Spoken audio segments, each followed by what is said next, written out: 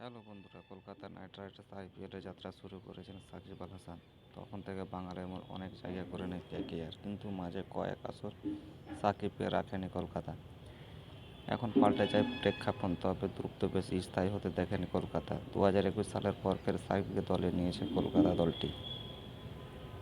আসন্ন আইপিএলের নিলামে শুরুতে অবিকৃত ছিলেন বিশ্বসেরা অলরাউন্ডার সাকিব। সাকিব ভক্তের মন যখন ক্রমশ খারাপ হচ্ছিল, তখন মন ভালো সংবাদে সাকিবের পুরনো দল। গত সাকিবের প্রাথমিক মূল্য ছিল 2 কোটি রুপি, এবার সেখান থেকে 50 লাখ কমিয়ে আনেন। সেই মূল্যে তাকে কিনে নেয় কলকাতা। 2021 সালে কলকাতা নাইট রাইডার্সের প্রথম ডাক পান সাকিব। আইপিএলে অভিষেকের পর 2012, 14, 2015, 2016, 2017 কলকাতাতেই ছিলেন তিনি। আবদার রাখেন দলটি 2012 ও 14 সালের শিরোপা জয়ের। কলকাতা পাট চুকিয়ে 2018 সালে সানরাইজার্স হায়দ্রাবাদের যান সাকিব, সেখানে খেলেন 2 আসর।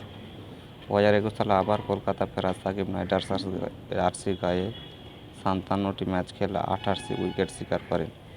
ইকোনমি 7.16, সেরা বোলিং ক্রিয়ার 17 রানে 3টি উইকেট। তাছাড়া ব্যাট হাতে 42টি ইনিংস 18.43 গড়ে সাকিব রান করেন 950 রান, অর্ধশতক করেছেন 2টি।